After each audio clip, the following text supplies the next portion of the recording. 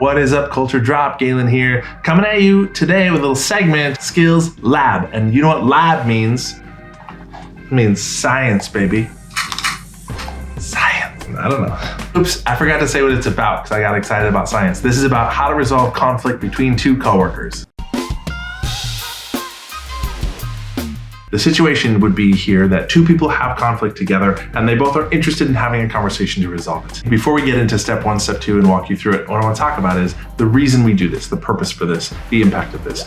Doing it this way creates an environment where both people feel totally listened to, have an opportunity to share, sort of like bridge the gap in understanding, or like, what are you really trying to accomplish here? What are you truly trying to accomplish here? Which is so important for conflict, is that we do it in a way that's like as emotionally neutral as possible, that both people have an opportunity to like listen, hear each other, feel understood, feel listened to, and then work together to find a resolution. So step 1, well, if there's two people here, we'll label them as person A and person B. What happens first is person A would explain themselves to person B. They would say, here's everything going on for me. Here's everything that I'm feeling, that I'm assuming. Here's everything that I'm upset about. Here's all the things that are happening for me in my experience here. And while person A is sharing, person B only listens. It's really important that person B does not like sigh or roll their eyes or give any kind of feedback at all. There's no interrupting. It doesn't matter. Even if the things said are inaccurate, person B just listens. This is an opportunity for this person to feel like get everything that they need to say off of their plate and out of their head, out of their mouth,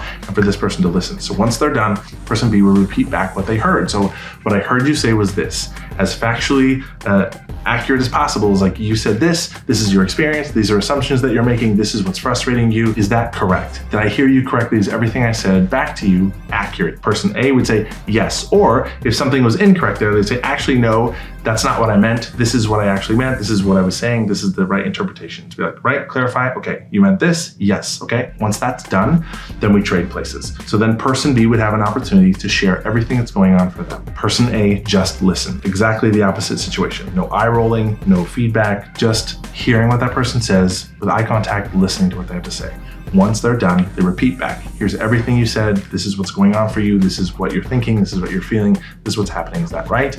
Yes. Just doing that one first step goes a long way into like calming things down, making people feel listened, understood, that I actually get to hear your perspective. Now it's an opportunity for us to clarify. Clarifying meaning in there, right? In context of like, these are some things that I heard you said that's not actually what's going on for me. Here's a clarification. Add to that kind of pool of meaning. Do we both understand each other and where we're coming from?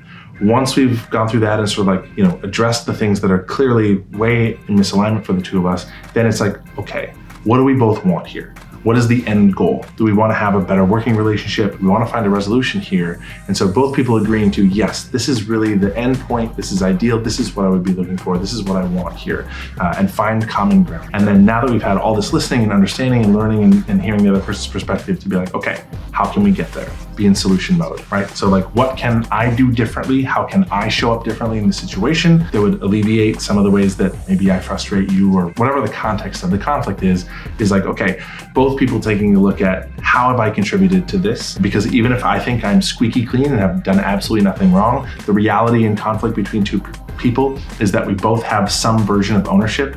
Some of the ways that I'm showing up, whether those are intentional or not, are impacting this person in a negative way. Both people take a look at, okay, how can we both operate differently, show up differently going forward? What are some agreements that we can make going forward to find this resolution and come to an agreement to say, okay, here's what we'll do, here's the plan. And to leave that meeting, the last step here, once we've gone through all that, is to say, when will we revisit this? Not to just be like, cool, we had this conversation, now we'll just let it go. Is like, let's check back in a week, let's check back in a month or a couple weeks, whatever the time frame feels appropriate to check in and say, how are things going? Is everything okay? Am I sticking to my agreements? Are you sticking to your agreements? Does this feel better for us? And if not, or if it is, like, what are other adjustments that we can make? Really, really important to kind of like follow this model. And this is something you can, if you're facilitated between two people, can be a really useful way to get both people to just sit down, listen, hear the other person accurately say, like, this is what I heard you say. Here's what we both want here. Let's find some common ground. Like, what is a great solution that works for both of us? What can we both do to contribute to that? And, when will we revisit this? When will we like reconnect and make sure that like we're having maintenance conversations along the way to make sure that we're upholding those agreements and that things are going well. That's it. Kind of a simple model. But I think that's a useful thing for you to keep in your relationships, work relationships, as a leader, etc. If you notice some conflict that's happening and both people are willing to sit down and try to work it out, it's a great way to just facilitate that conversation. That's it. All right, go be awesome.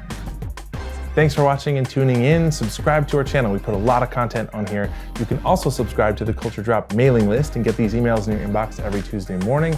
Follow our social media channels. Put a lot of free content out about just being more awesome and building great teams.